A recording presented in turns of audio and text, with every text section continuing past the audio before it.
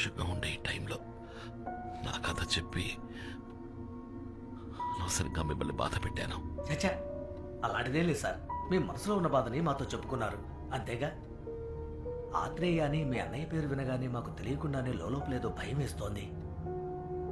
మీ కథ విన్నా మాకే గుండె తరుక్కుపోతుంటే అది అనుభవించిన మీకు ఇంకెలా ఉంటుందో. డబ్బు కోసం సొంత తమ్ముడి భార్యని ఈ ఆత్రేయ లాంటి వాళ్ళకి చావంత త్వరగా రాకూడదు సార్. వాడు అసలు చచ్చుండకూడదు. వాడు ప్రాణాలతో ఉండి ప్రతి క్షణం చిత్రవద అనుభవిస్తూ కురింగి కృషించి రఘు, క్షమించండి నాన్న. శివకుమార్, జరిగిపోయిన దాన్ని మనం ఎలాగో మార్చలేం కదా. కనీసం జరిగేదైనా మంచిగా జరగాలని ఆశిద్దాం.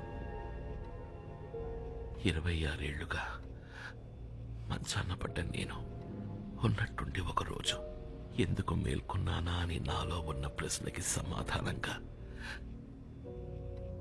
నా బిడ్డ ఈరోజు నా ముందున్నాడు. నేను ఇన్నాళ్ళు ప్రాణాలతో ఉన్నది నిన్ను మళ్ళీ చూస్తానన్న నమ్మకంతోనే.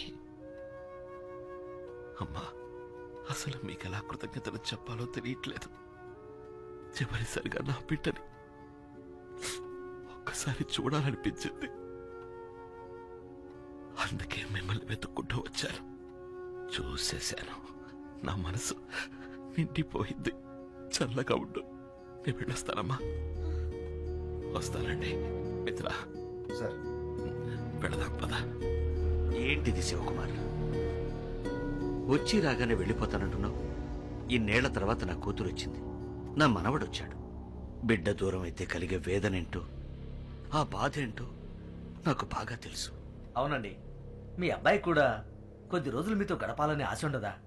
అంతేకాదు శివకుమార్ గారు, మీరు కూడా ఈ కుటుంబ సభ్యుల్లో ఒకరని మర్చిపోకండి. మణి, నాన్నగారు లోపలికి తీసుకెళ్ళు. ఇది మీ ఇల్లు. రండి శివకుమార్ గారు. పదండి నాన్న.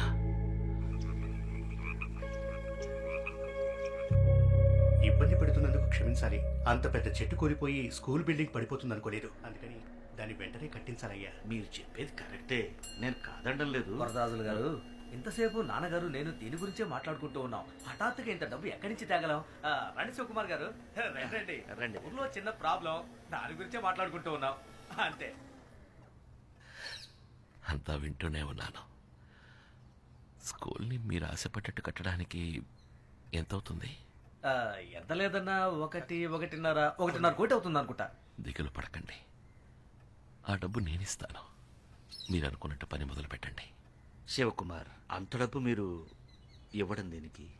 ఏంటండి, అది నా డబ్బు కాదు, మీ మనవడి డబ్బు. నిర్మోహమాటంగా తీసుకోండి. సరే, మీ ఇష్ట ప్రకారమే చేయండి. అయితే ఇంకేం పళ్ళు మొదలు ఇప్పుడు సంతోషమేగా? అంత డబ్బు మీరు ఇస్తానన్నందుకు చాలా సంతోషంగా ఉంది. ఊళ్ళో పిల్లలందరికీ ఎంతో హెల్ప్ఫుల్ గా ఉంటుంది. చాలా థ్యాంక్స్ అంకుల్. సత్య, అంకుల్, ఆ బ్రీఫ్ కేసులోంచి చెక్ బుక్ తీయమ్మా.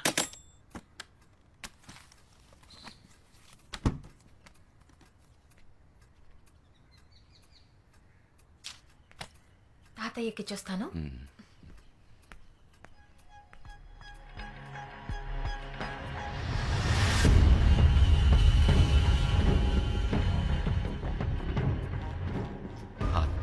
చెక్ ఇవ్వు. డేట్ తప్పుగా రాశాననుకుంటా. చెక్ ఇవ్వు. అమౌంట్ చెక్ చెయ్యాలి. ఆత్రేయ,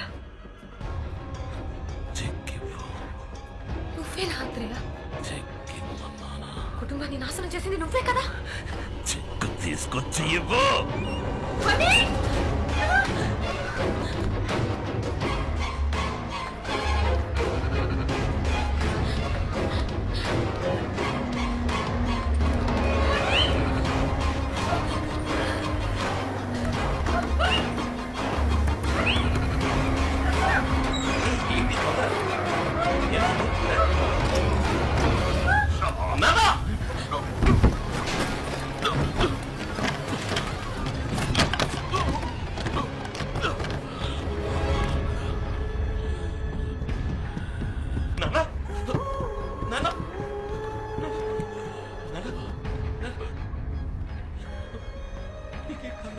ఏం కాదు నాన్న ఏం కాదు ఏమైపోతుంది ఒక్క నిమిషం.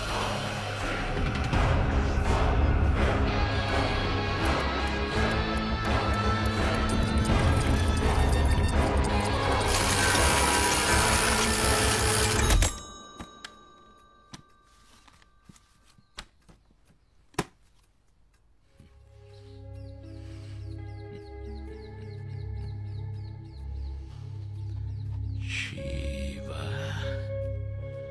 కుమార్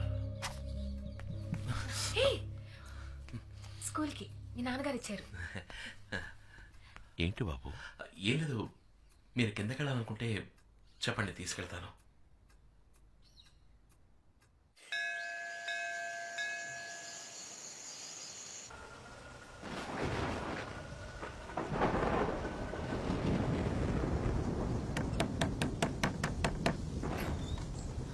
అంకుల్ ఏంటి ఏమైనా కావాలా? మణి రూమ్ అక్కడ ఉంది. నేను నిన్ను చూడటానికే వచ్చానమ్మా. చెప్పండి. మణి నిన్ను ఇష్టపడుతున్నాడన్న విషయం వాడి ప్రవర్తన ద్వారా తెలిసింది. నువ్వు వాడికి తోడుగా ఉంటే వాడి జీవితం బాగుంటుంది. అందుకే నీ ఇష్టం ఏంటో తెలుసుకుందామని వచ్చాను. నన్ను మీ ఇంట్లో పెద్దవాళ్ళతో మాట్లాడమంటావా? మాట్లాడండి.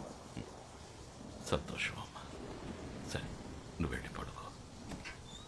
Good night uncle. Good night.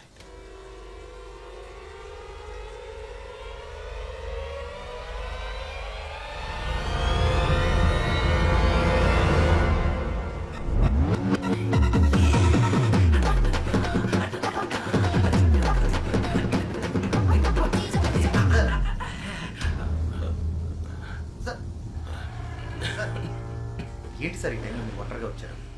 నన్ను పిలవచ్చు కదా. రండి సార్, రూమ్కి వెళ్దాం. అద్భుతంగా నటిస్తున్నారు కదా సార్. ఈ ఇంట్లో ఎవ్వరికీ అనుమానం వచ్చే ఛాన్సే లేదు. అందరినీ నమ్మించారు.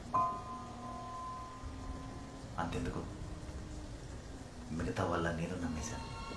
బాధపడుతున్నట్టు నటించవచ్చు, కానీ మనసులో అంత బాధ పెట్టుకొని సంతోషంగా ఉంటున్నట్టు ఎలా నటించగలుగుతున్నారు సార్?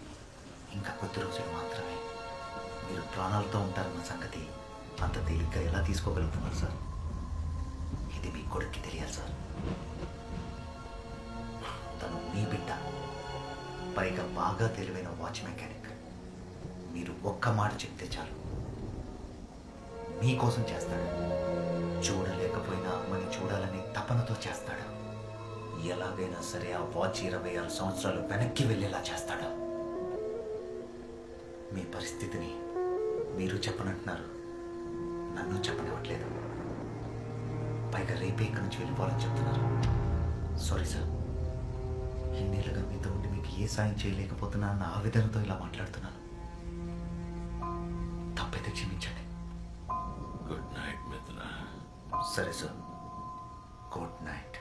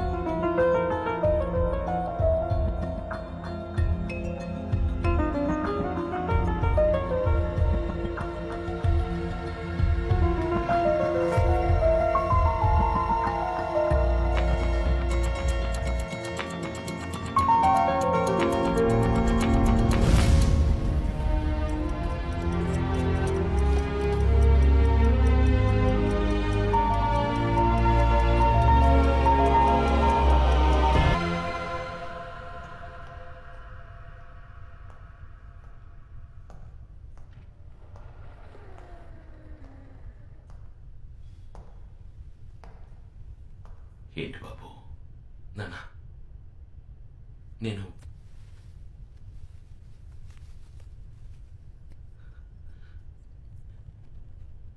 ఈ వాచ్ని మీకోసం మార్చేశాను. మీ అవసరానికి తగ్గట్టు మార్చేశాను. మీరు సృష్టించిన ఈ అద్భుతమైన వాచ్లో ఒక చిన్న మార్పు చేశానండి.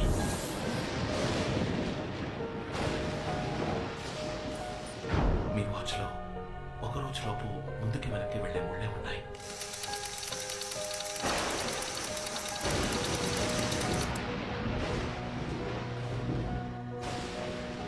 కానీ రోజులు దాటి వెళ్ళగలిగే తారీఖు లేదు.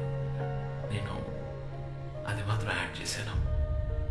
దీని సహాయంతో మీరు రోజుల తరబడి వెనక్కి వెళ్ళొచ్చు, నెలల తరబడి వెనక్కి వెళ్ళొచ్చు, ఏళ్ల తరబడి వెనక్కి వెళ్ళొచ్చు. నా కోసమా? ఎందుకు బాబు? నా కూతురే ఆ వాచ్ని చూసినప్పుడల్లా నా జీవితంలో నేను కోల్పోయి గుర్తొస్తున్నా. కానీ నువ్వు నా కోసం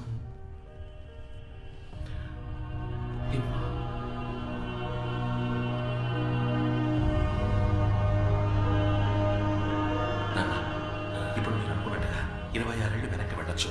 నాన్న, మీకు ఆ తారీఖు టైము జ్ఞాపకం ఉందా?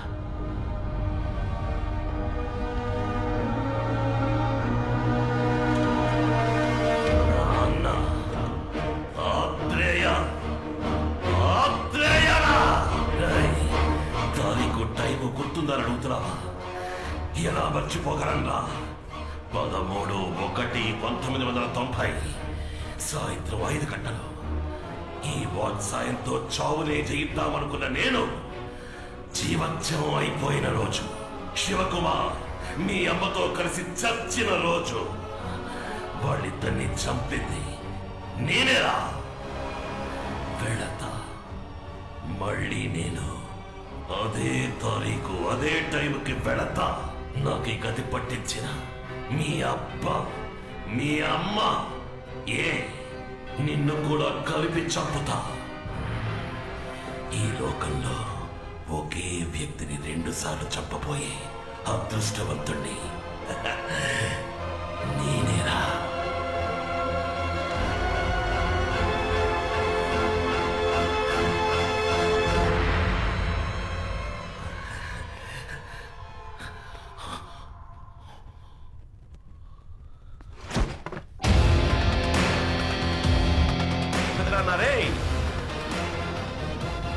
I'm a watch mechanic. నాకిదంతా చాలా మామూలు విషయం. నువ్వు శివకుమార్ అన్నవైతే నేను శివకుమార్ కొడుకునిరా. నువ్వు ఎంత చక్కగా అబద్ధం చెప్పినా మా నాన్న 6వ వేలు చూసినప్పుడు నాకు అనుమానం వచ్చింది. ఏరా, వాచ్ని రిపేర్ చేసేవాడు అది కరెక్ట్గా వర్క్ చేస్తామని చెక్ చేయరా? అందుకే నేను నిన్ననే ఈరోజు జరగబోయే చూశాను.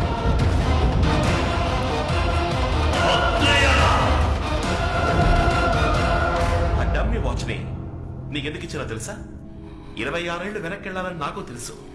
కానీ ఏ తారీఖు ఏ టైం అని నీకు మాత్రమే తెలుసు. ఇప్పుడు నేను వెళతాను. మా అమ్మ నాన్నల కోసం వెళతాను. వాళ్ళ కోసం మాత్రమే కాదు, నన్ను పెంచిన ఈ అమ్మ కోసం కూడా.